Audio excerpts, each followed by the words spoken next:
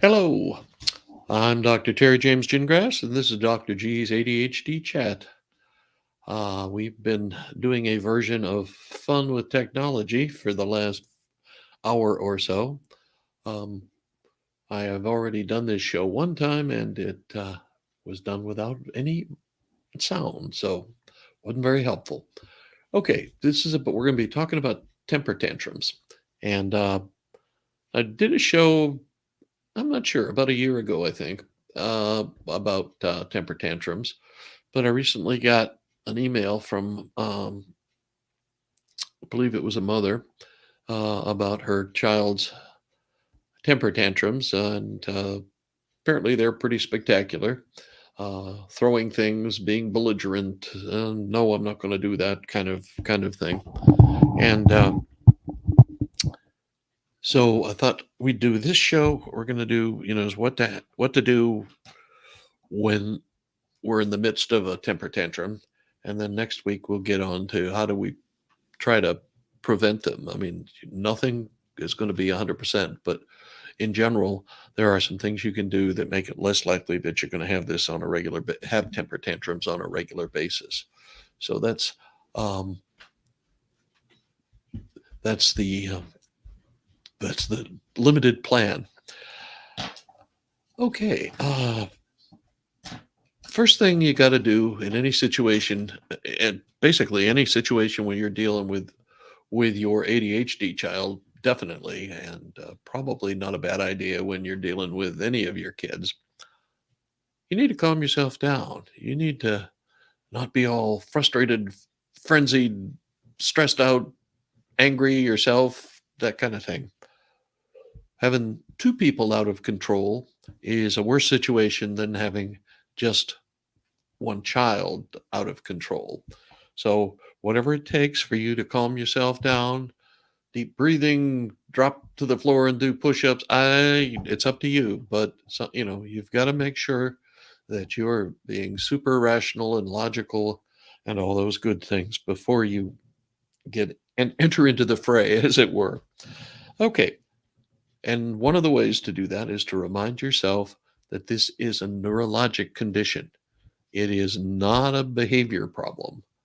It causes behavior problems, but it is not a behavior disorder. Um, and so he's not doing it because he's willful and spoiled, or she, although girls are somewhat less likely to have temper tantrums. But anyway, it's a neurologic condition. His dopamine levels are down down so that they're uncomfortably low. And that's the situation you're in. So logic is not going to help very much. You're going to have to uh, keep yourself from wanting to lecture and teach all about the wonders of being a smiley person and all those sorts of things. Okay, so it's neurologic. He's out of control. The next thing you need to do is make sure safety, that there's no way that, or not much of a way that your child could get hurt, and that's, or you for that matter. So heavy objects, things that can be thrown and that would hurt, all those sorts of things need to disappear fast. And you might, and this is depending on, your living situation, if you can work out a safe place, some place that's all soft, cushiony furniture and rugs and pillows and that sort of thing, where it he couldn't or she couldn't do themselves an injury. So the next thing is curb your desire, as I was saying earlier, to try to reason with them. They're not in reasoning in the reasoning zone. They're uh, they're reacting out of neurotransmitter deficits, and they're not going to be particularly reasonable And don't this is not the time for the long lecture or any of that. If there is ever is a time for such things, use short, tight, precise language. Don't, go off on a tangent. Um, and don't try to guilt them. Okay. Oh, look, you made mama cry, or that sort of stuff. You don't do that. You uh, you recognize the emotion, but you don't reinforce it. You don't try to guilt them. You're basically buying time. You're trying to let them calm down, and they will do that naturally, but it takes some time. But you heat it up and make it a problem if you keep. Are you going to calm down now? Calm down. I told you to calm down. You can't be doing that stuff. You just be very calm yourself. Minimum of direction kind of things. Uh, Recognize the emotion.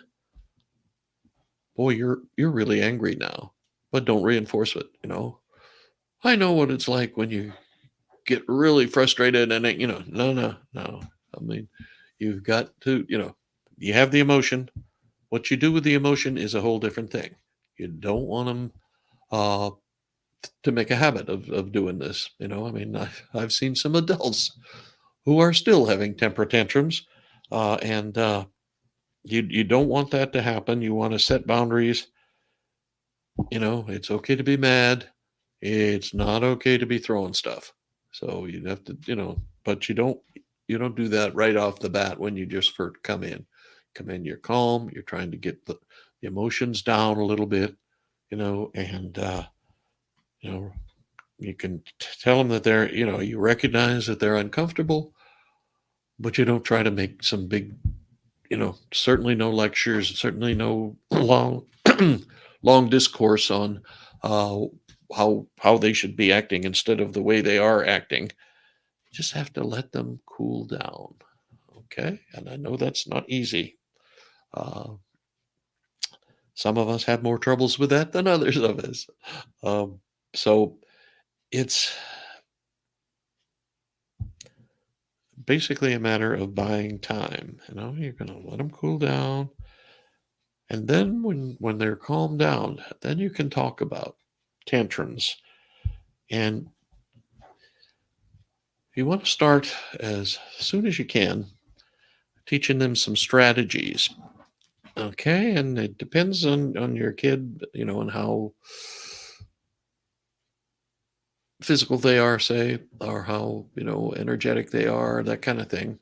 Uh, some kids will do breathing focus exercises all day long, and I've been surprised, because used to be the research that told us you don't want to be bothering doing relaxation training or anything like that with ADHD kids, but more recently that's become quite popular. So they need to have some things they use when they recognize it's getting out of control, and that's they need to recognize that they're getting out of control early, and that's comes from you trying to be calm about it, and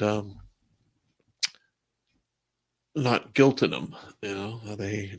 They're going to be upset, they're going to be angry sometimes, and while we don't want that to happen, we don't think that's a good thing to happen, we're not going to spend a whole lot of time uh,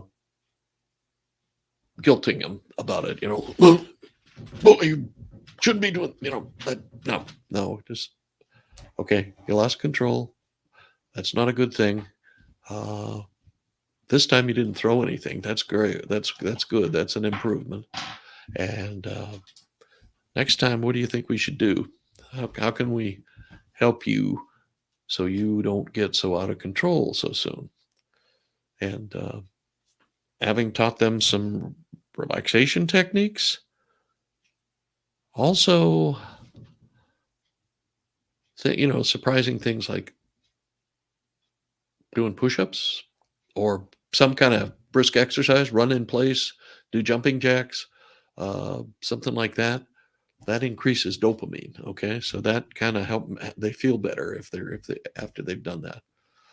Also, petting a dog is increases dopamine. So if you've got a dog, uh, he or she may be your um, greatest aid to keeping things calm in the household. You know, if every time he gets a little upset, he goes to the dog and just kind of puts the dog on his lap and pats him and da da da da da.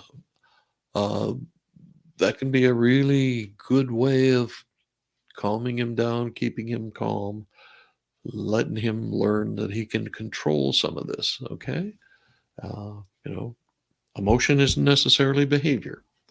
Emotion is the way you feel about things, and that's largely a result of the way you're thinking about things. And you know, ADHDers, they have kind of a rough row as kids. You know, I almost every week talk about, on the average, ADHD child gets 70 corrective statements a day from teachers, from parents, from brothers and sisters, sometimes from the other kids in the neighborhood. Um, so when you get that much criticism, you get to be a little bit sensitive and spring loaded, and you might just make you sit more likely that you're going to go off. And of course, that's not a good thing. That's not what we're looking for. So you need to uh, say, you know, need to teach them to recognize that they still have some control over their emotions. Okay. They can still be uncomfortable, you know, without going off. Okay. There's nothing mandatory about having a temper tantrums, but usually it's because they've built up a whole lot of frustration in the course of the day. And you just happen to be around when it's time to dump it. And that's, you know, that's why you have to be the one who stays cool and calm and you don't add to things. And I know that's not easy. And, you know, for some parents, it's easier than for others. Um, and so you ought to probably also have, you and your spouse have some idea of who's going to handle the tantrums. You know, some people just don't do real well with that stuff. You know, I I live in an area where we have a lot of retired military, and you know, when you have spent all day ordering 20-year-old enlisted guys around, you're not really expecting to have to deal with you know, a younger kid who's out of control. And it may be better to just kind of leave dad out of it. But that's not always the thing. I mean, there are some families in which the mother is more likely to have difficulties maintaining control. She's more likely to uh, just lose control of her emotions, and, you know, and stay angry for a long period of time. Whatever, you have to work that out, and you have to do it at a time when you're both logical, calm, cool, collected, haven't had a problem in a while. Just, you know, this is one of those things you decide in advance, and hopefully um, that smooths things out as well. I mean, the price of being the parent of an ADHD child is, to misquote an old ad, uh, perpetual vigilance. Okay, it is, you have to be aware of your child and what's going on with him or her. Okay, if they come in from school and you can tell it was not a good day at school, then you need to, I'm not saying you walk around on eggshells. I think I say you just are prepared for it, and you try to make it so that there aren't any new added frustrations. No, this is not the time to say you didn't make your bed this morning, or that sort of thing. Just okay, he's had a rough day, she's had a rough day. They're not as calm as we'd like to see them most of the time, so we don't add to it. We keep them cool and calm, and maybe suggest that they go for a walk or do some light exercise to stimulate dopamine in their systems so that they maybe won't explode. And you also want to, monitor the other children in your household, some of which may have ADHD as well. And so just kind of separate those. If one of them is always fueling the other one, they pick on each other, the pecking order in the household, and all that sort of thing. That will, you will have an explosion you've got to deal with. So you're trying to, make sure the environment is such that uh, it's not going to add more to their bad day at school. And picking up on that early and getting them to talk about it a little bit, and being calm and but sensitive to what's going on with them. Okay, that's pretty close to what I did the first time I did this, and we will next week, like I said, we will be talking about things you can do that are preventive, so that you don't have temper tantrums in the first place. And the uh, let's see, so this is Dr. G's ADHD chat. I'm a clinical psychologist and neuropsychologist, and I have a couple of ADHD adults who are my children, and I have been through the ringer with all of that, and things are much better now than they were for ADHD. We still have a lot of we even surprisingly we have a lot of teachers who aren't very sensitive to ADHD, and we have a lot of principals and those kind of people who aren't very sensitive to it, except for the ones that have an ADHD child of their own. Then they're real sensitive to it. But anyway, it's better. It's going to get better, I'm pretty sure. Um, and just hope for it. Okay, my website is terrygingrassphd.com. I have a couple of things that you can sign up for. You can get on my list. Uh, you can sign up for well, it's a practice sort of interview, discovery they call it, which sounds a little bit elaborate, but basically we're just going to talk and see if we can stand each other and if I can help you and that sort of thing. This is for coaching. Coaching is real important for ADHD people because ADHD doesn't go away. You just have to figure out how you're going to work with it. And it's helpful to be able to check in with somebody who's been through the ringer themselves. And that's, it's very helpful. I mean, there are people who have been going to a coach for years and years. Um, yeah. Anyway, and it's one of those things you can start and stop. When you really need help, you can go regularly. When you don't need so much help, you can stretch it out. It's pretty flexible situation. Okay, I will catch you next week. And in the meantime, let's do what we can to make the world safe for ADHD.